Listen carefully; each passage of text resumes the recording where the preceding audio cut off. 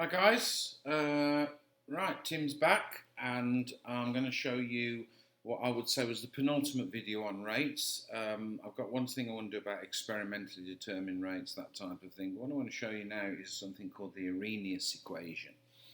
I'll turn this light on actually, it might be better. Right, the arrhenius equation. Now the arrhenius equation could be called the effective temperature on rate constants. Okay, so we'll put a title. The arrhenius equation, and I believe Arrhenius was a mathematician. Okay, I could call it this: the effect of temperature on K, the rate constant. Right, what do I mean by all this? Okay, well, let's have a look at this. You've got a rate equation, any rate equation you like, so let's keep it general. Rate equation is K, right, got some kind of reactant A to first order and some kind of reactant B, first order. Doesn't matter what it is. Right, I carry out those sequence of experiments, I determine the influence of those two reactants, and maybe I determine some kind of mechanism as a result of the rate equation, okay, as we've all done. Okay, but let's imagine, but we've never looked at temperature. Everything has been done, we've pushed temperature to one side. Now you all know that temperature is going to have a huge effect on the rate of a chemical reaction, a massive effect, okay? But if you do the same experiment and you keep the concentration of that and the concentration of that the same, you increase the temperature by 10 degrees, the rate is going to be a lot faster. I believe a 10-degree rise in temperature doubles the rate, generally speaking. Okay, so it's has a huge effect on the rate of the reaction. You keep that constant, and yet the rate goes up massively. The only conclusion to draw is that K goes up with temperature. If the concentration of the other stuff's kept the same, it must be the rate constant that's increasing massively. And this was investigated by Arrhenius, and he came up with this relationship, which is basically, if you plot the rate constant against temperature, you end up with a sort of, I'm no mathematician, but type of sort of an exponential relationship like that. That as the temperature increases, the rate constant increases and gets bigger and bigger and bigger as the temperature increases. So that's the relationship. Now with all graphs, you can develop a mathematical relationship, okay? And don't be put off by this, but the mathematical relationship that explains that graph is this. The rate constant is affected by the temperature in this way. A e to the power of minus EA over RT. That explains that graph. Okay, and it brings in some things that we can use. Okay, it's very useful. Right, before I go forward and use this, I shall try and explain what each one is. That's the rate constant.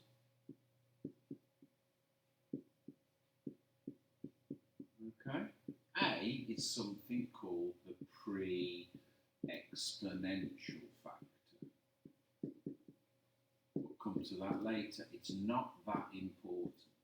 E is also not that important. E is a constant. It has a value.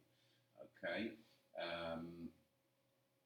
It's got a certain value. So I'm not going to dwell on that. You don't need to know the value of it. We'll discuss it later. This is what matters. E to the power of. EA is the activation energy for the reaction. Right. R is the gas constant.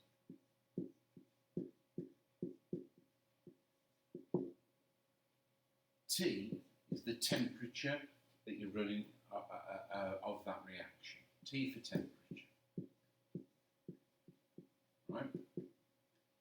Now, that looks like, how are we going to use that? That looks weird. Well, what you can do is this, right? You can use it because as long as you do the same to everything, you can adapt that equation to make it suit our needs. And the way we adapt it is this.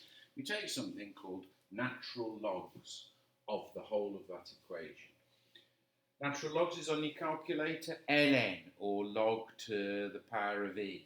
Okay, you press the button, it'll do it for you. Natural log of k.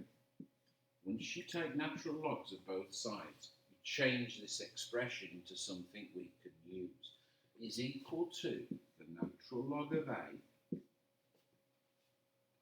right, minus ea over rt times 1 over t. Now that, you might think, oh, blimey, that was easier than that. Okay, that looks weird, that looks complicated, but actually that's much more useful to us, and I'll explain why. You may have been taught this, I don't know, but the equation for a straight line is y equals mx plus c. Okay, now we can jiggle around with that. Y equals c, in this case, plus mx, or y equals c minus mx. It's all an equation of a straight line. Doesn't matter which way around you take it. If you look at this, you've got an equation for a straight line here. Y equals c is the natural log of the pre-exponential factor. Okay? And it's the intercept on the axis, you'll see. Minus, I want an mx, I want a gradient. This is the gradient of the line of the graph that you can plot. And 1 over t is what you plot on the x-axis. So plotting log, natural log of the rate constant against 1 over t will give you a straight line relationship, and if you take a gradient of that straight line relationship, right, you can work out the activation energy for the reaction, which is a commonly asked question. So, in other words, the gradient of the line that you will plot, okay, what you do, take this graph, you plot natural log of k, you want your y-axis, and 1 over temperature on your x-axis, and you end up with a graph with a negative gradient, but it will be a straight line. It'll basically do that. You plot the points, find the best fit and all that. Okay, then you do a gradient. And you have trouble with gradients. Gradients are tricky. And the only way, never mind all this, the only way you can do gradients is to get what?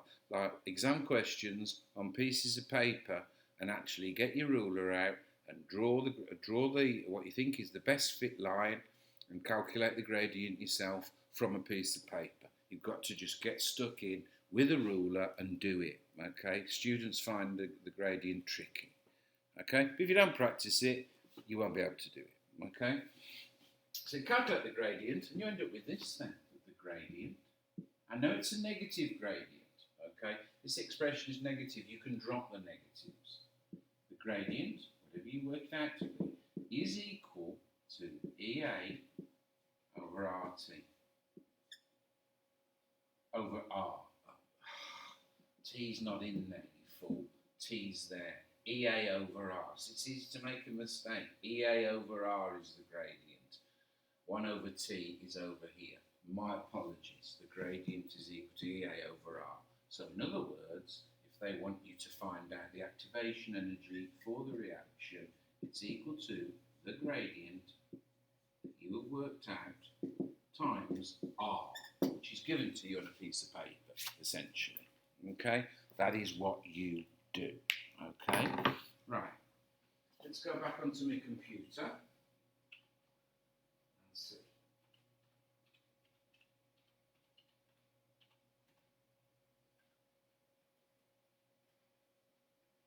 Now, this looks confusing, this looks difficult at this stage. The only way really to have a go at it is to actually do some questions on this, okay? It's a very, but that is the way forward with it, basically. So that's what I'm going to do now, okay?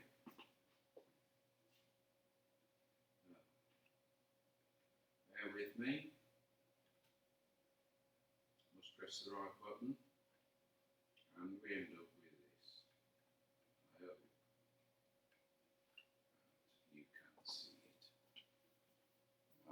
I'll get rid of this because it's in your way. We'll see. It's not very clear, perhaps. I don't know. Turn the light off. You see that? Sort of. Turn the light off. Better? Yeah. Right. Exam question. Nice one. Helps us out a great deal. Okay? So, let's read it together. A student carries out an investigation to find the activation energy of a reaction. That's arrhenius for sure. Okay? From the results, the student determines the rate constant at different temperatures. That you can do experimentally, although they don't seem to emphasise that. Now, you can't plot T against K. You can't use that. You've got to translate that data, and this table shows exactly what you're doing in order to be able to use this.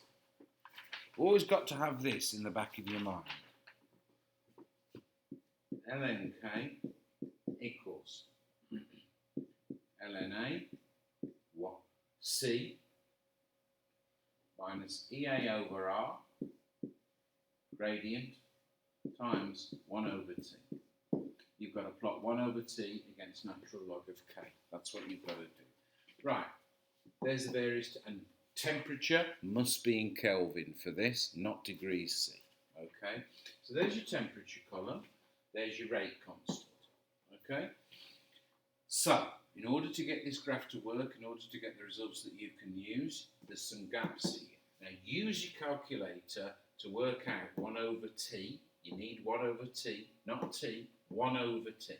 And there it is down there. Okay, so get your calculator, take these values, all right, and they've left one blank in the question.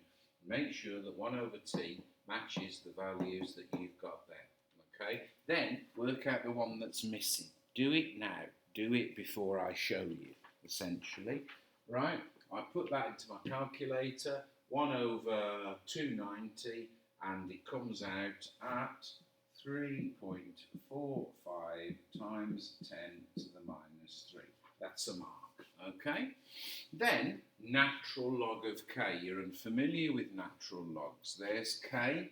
Put that in your calculator, press the natural log button, make sure you know where it is, make sure you know how to use it, and you should end up with these values. This is gold, this is, right? These values. One there, do that yourself anyway, and if you do that, you should, it's no good getting into the exam and finding that you can't use your calculator properly, waste of time, you've had it, right? Because these aren't difficult, okay? So, natural log of K, put it in your calculator as I have done, and it comes out at minus 8.52. There's your table of data, right?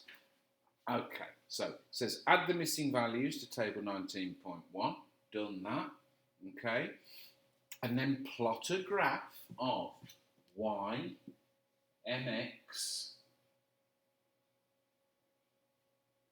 x, mx plus c.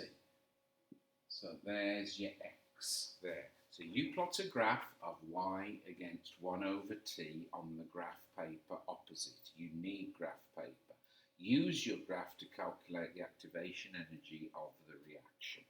Okay, so let's do that. All right, I have to rub this off and go up. Show you work.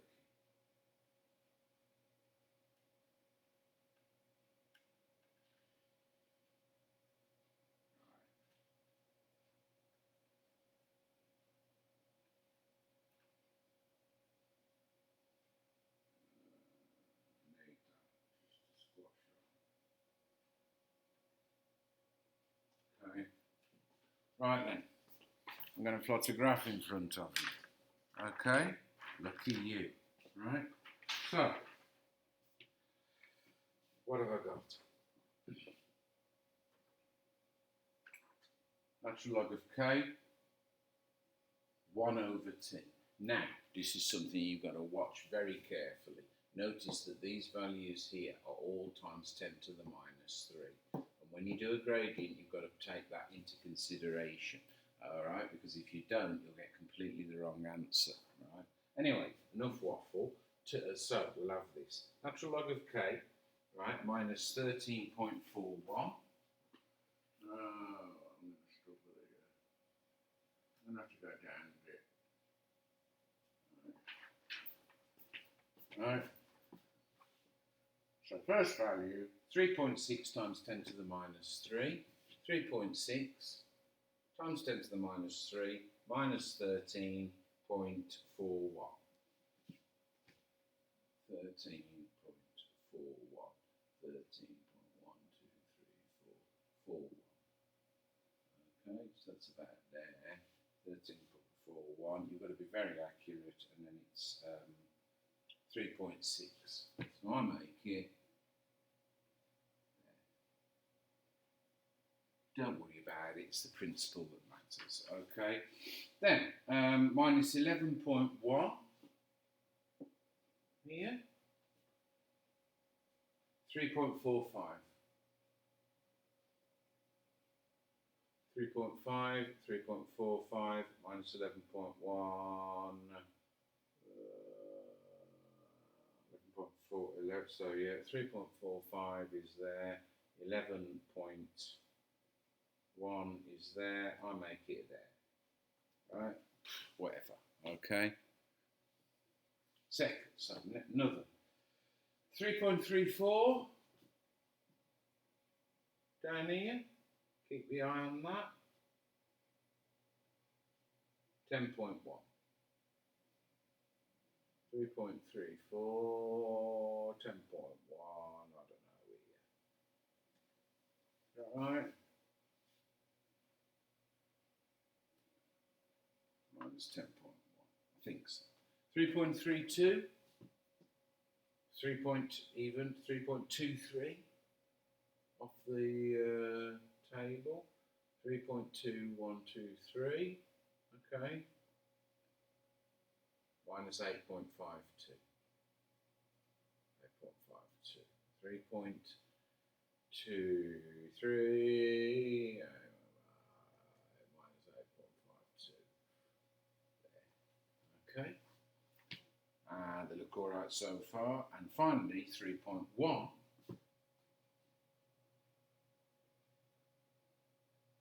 6.57.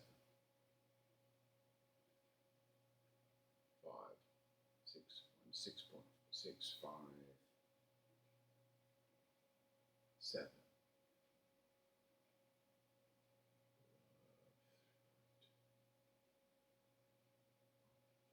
There, say. Right, there's my straight line. Y, sorry. Natural log of k, y equals, there it is, natural log of k, there, equals natural log of a minus EA over R times 1 over 2. Right, there's natural log of, there's my y, 1 over t, up here, 1 over t. It's a negative gradient, that's how it's shown. Right, now, what you've got to do now is you've got to get your ruler out, okay, and you've got to do a nice line of best fit, and it is crucial that you do that line of best fit accurately because it's very difficult to get this spot on. Okay, now it's difficult for me to do a line of best fit here without like a great big ruler. I'm looking around my lab, can I see a long ruler? No. I could do with a metre rule actually. Right. So, I'm going to do a line of best fit that's going to be utter rubbish. Whatever.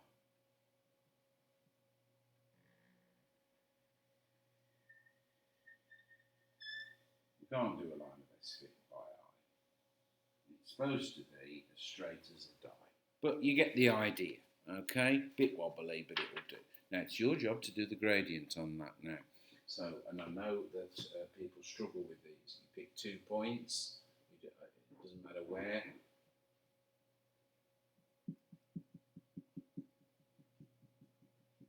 You're looking at whatever that is. There, that value. line there. I mean, this is obviously in rough, okay? So you're looking at whatever that value is, 1 over t, and whatever this one is, their length gradient. So, you need to do this yourselves, and you need to try and get that. But basically, the exam gradient, I mean, I've played around with this, and I got something like y over x, 6.4 over, now this is where you've got to watch this.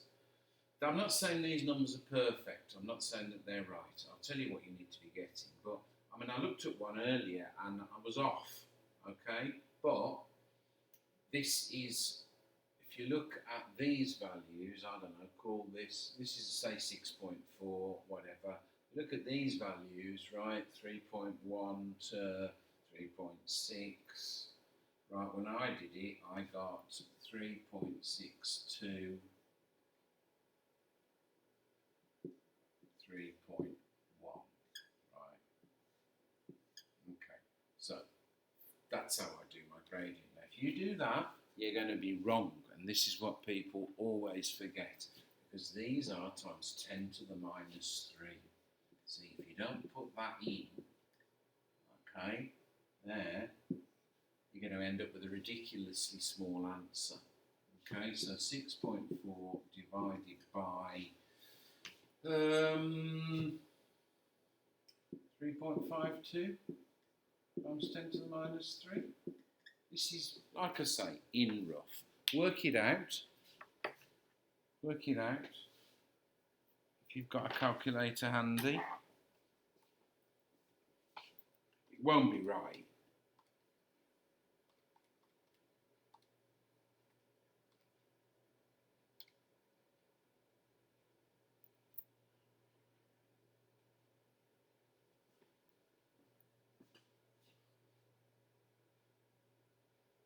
Comes out, it's a bit high, 1.18.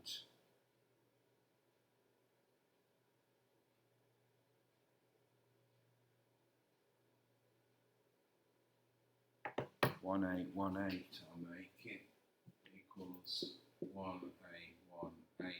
That's the gradient of that line, okay? Then EA, using the Arrhenius equation over R, is equal to the gradient. Ignore the negatives. So the activation energy for that reaction is equal to the gradient. Okay, and like I say, you really have to be careful, times the gas constant, 8.314. Let's see what that gives us.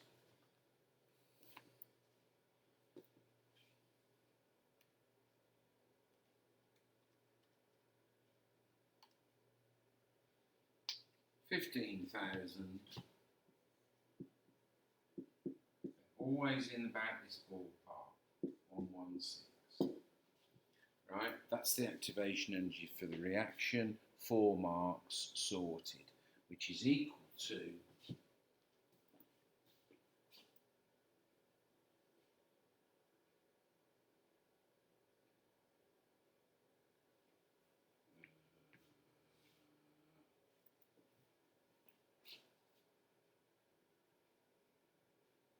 I think I'm a decimal point out there.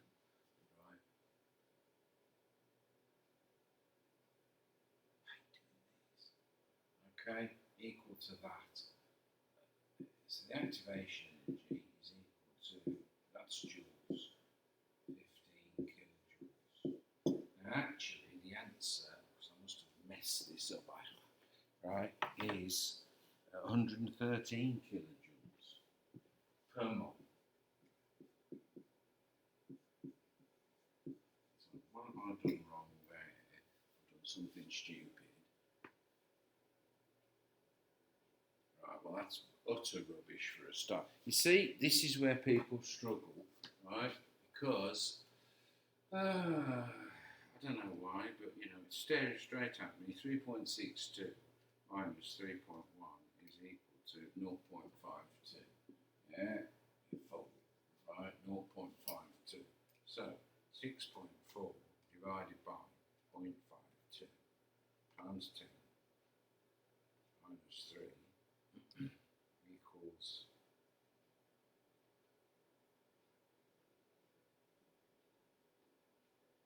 11538.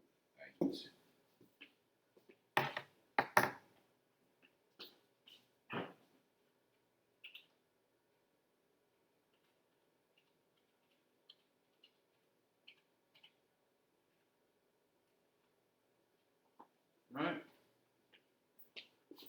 Now that's more like it. See, I made a stupid mistake. I can't even subtract those two numbers. 11538. So that's nonsense. Times it by that.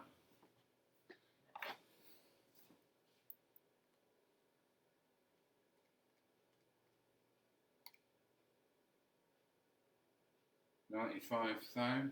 Totally different. Totally different. Activation energy comes out at 995,930. Okay, joules per mole. Those are the units that you use for activation energy. So if you get rid of this, convert it to kilojoules, activation energy is equal to 95.93 kilojoules per mole. The actual answer is not far off. You might think it's way off. I'll underline that in red. But the actual answer for this particular question, the activation energy is equal to 113 kilojoules per mole. So that's it. 5 marks for me. Okay. Now, you might think, oh, I can't do that, I can't do that. But as long as you remember this equation, which I think might be given on the data sheet anyway, so you don't even have to remember it. We'll have to check on that, but there you go. If you can remember that, or even just remember that the gradient is equal to the activation energy over R. The difficulty you have is making sure you calculate the gradient and remembering it's times 10 to the minus 3 on the temperature. Don't do that, you're going to screw it all up.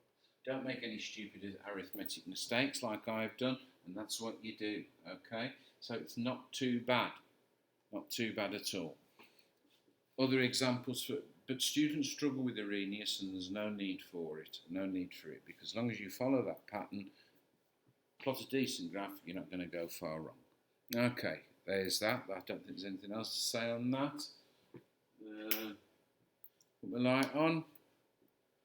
Looks tidy. Okay, job's a good one. I'll see you later, guys.